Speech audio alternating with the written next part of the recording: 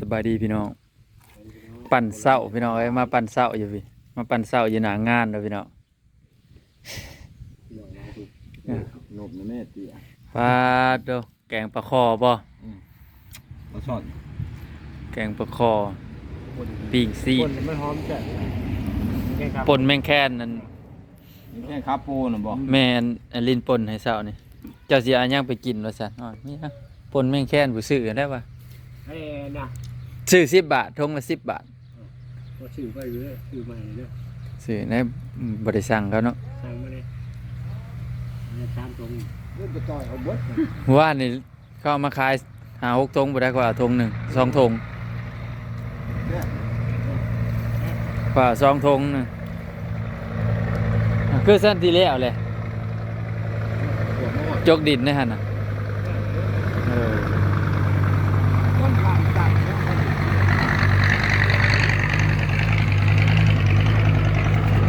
เบิดจักรถเนาะ น้าเกิด มันต้องขำเนาะ น้องก็ต้องเกิด เลิกเติบน้องกันบ่าวดาวอันซื้อดินนั้นมาสิทัดบ่ ไล่ไปเลย 60,000 โอ้ขโมยเอาเลยโอ้ย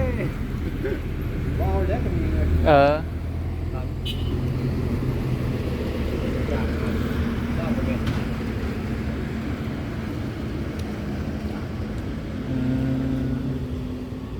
แซงรถหนักก็แซง อยู่ได้ของตัวเอง ฮะ ว่า ไผ แมว เออ นี่แดนหนึ่งดอกอย่างเงี้ยเลี้ยงหมูบอกคายหน่อยก็ไม่ได้ทางแม่ตากับคายบอกคายกับมันในวาง หลอก100,000 โธ่กำไรอะเด้ฮะยังหลอก1 เลยเด้ เออ บอกคายบอกคายบ่อย่างคายไม่นั่งเลยตรงบี ของดี นกหวีดเมื่อวานนี่เพิ่นปาดเอานกหวีดมา ตรงบี นกหวีด เป็นหยังโคตรนี่นะ มาพี่น้องกินข้าวเช้าพี่น้องเลยอยู่หน้างาน วันนี้ มื้อนี้บ่าวใจมาเปลี่ยนพอเฒ่าพี่น้อง พอเฒ่าติดเวียก มันจะมาแต่ว่านเนี่ยมันเนี่ย ว่านนี้ก็ไปเฮือนดี หยุดงาน3 มื้อแล้วนะ3 มื้อเลยหยุดงานนี่ติดบัตรแจกนี่ก็สิได้หยุดอีกแล้วบ่จักเนาะลุงอืม แดง ไป ไป บ่ บ่ กระยุทธ์ แดงไปบ่ละแดงไปบ่ กสิกรพี่น้องกสิกรมันแหละซะก่อนพี่น้องเอ้ยมื้อนี้สิได้ขึ้นอยู่บ่โค้งกันทางหลัง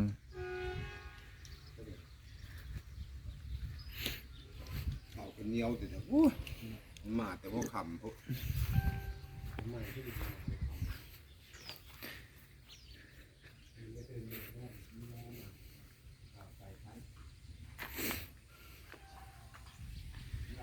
ยังบ่ทันแล้วครับพี่น้องมามื้อหน้าก็ได้น้อยหนึงเทคานไว้3 คาน3 คาน6 คานเท6 คานเลยก็เมื่อพี่น้องเอ้ยอยู่นอน แต่ว่ามื้อนี้นั่นมาเมาอีกพี่น้องเอ้ยสิตั้งวงกบแล้วก็สิก่อสิใส่ลูกแก้วลายห้องอยู่พี่น้องใส่ลูกแก้วใส่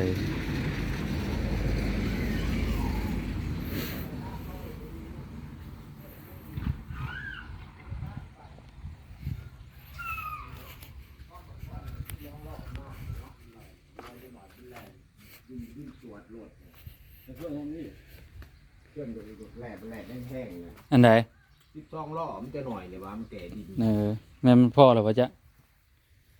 แต่ปีแรกนี่ น้อยก็เกือบลงกันอีกกำเฮาจักซื้ออีหยังอันซีนี่ อืม เบอร์เดียวกันอีกนี่นะเบอร์ เบิก สิบบ่ เออ อันเดียว แกงใส่ผักตำลิงบ่อน หักมา ปลาไก่กันบ่ได้แล้วบ่ แล้วได้ซุปเจ้ากินเบิดซุปเจ้าบ่ได้กินได้ตอนเที่ยง โอ้ยมีอยู่สี่หน่อย มีสินรอดอีกนะ โอ้ย ยอมบ่ แล้ว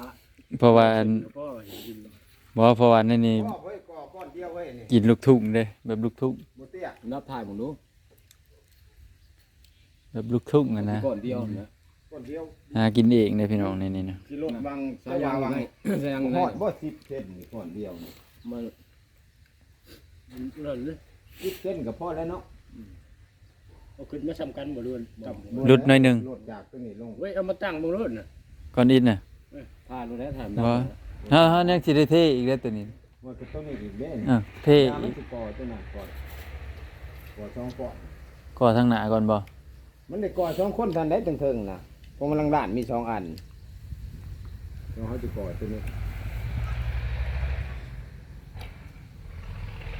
มีใช่เลย อยู่พุ่นแล้ว เยอะมากเลย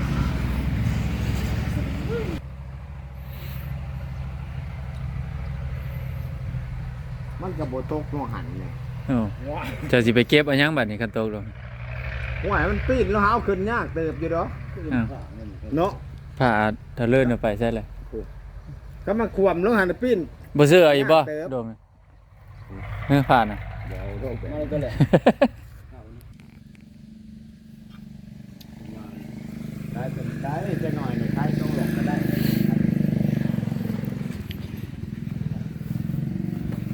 กำลังมาปูนไว้พี่น้องเอ้ย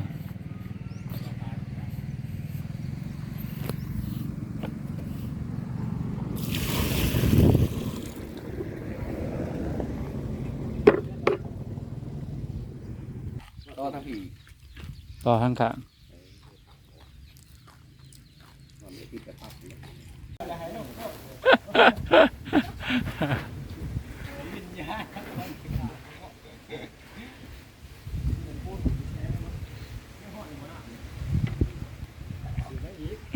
กินกาแฟเนาะ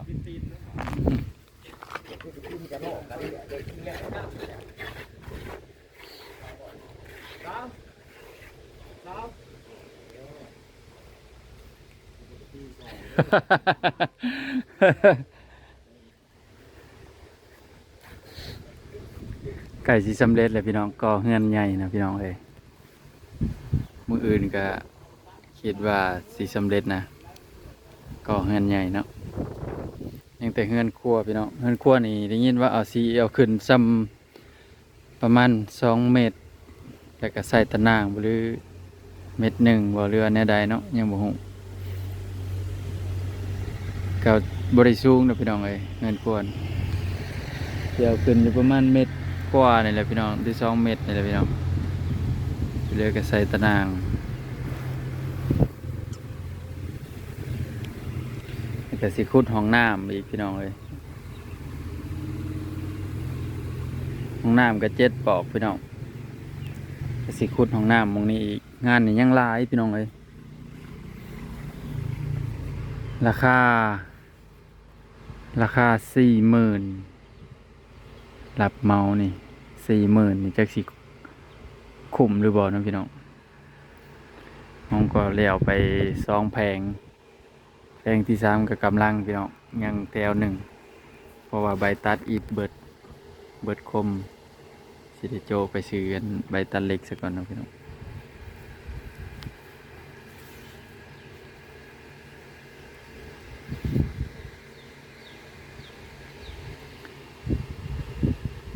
แต่ว่ายันบ่แล้วอยู่พี่น้องเอ้ยยันได้หยุดงานอยู่พี่น้องเดี๋ยวก็สิมีงานแจกข้าวอีกอันมื้ออันไปส่งสการเมื่อวานนี่ก็สิได้หยุดอีกแล้วพี่น้องงานแจก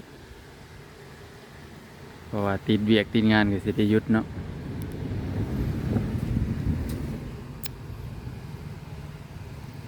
นี่ก็กำลังตั้งวงกบกำลังสิก่อพี่น้องกำลังก่อแล้วก็เททับลังวงกบก็แล้วก็เททับลังไว้มือหนาก็มากอใหม่อีกพี่น้องคันบ่แล้วมืออื่นก็ยังน้อยหนึ่งชัดคิดว่านะพี่น้องเลยแล้วมือต่อไปก็สิขึ้นโค้งหลังคาพี่น้องเงินครัวขึ้นโค้งแล้วก็สิสาบยังหลายอย่างสาบทั้งเทพื้นพี่น้องเลย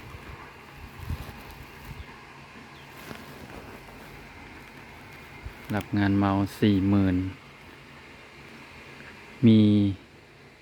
มีกอมีสาบ มียกโครงหลังคาเงินครัวห้องน้ำแล้วก็เกาะขางออกอีก3 เสาพี่น้องขางทั้งรถไปแหละขางทั้งเฮือนเขา3 เสาพี่น้องเอ้ยสิเดียวเกาะขางราคา30,000ราคา40,000พี่น้อง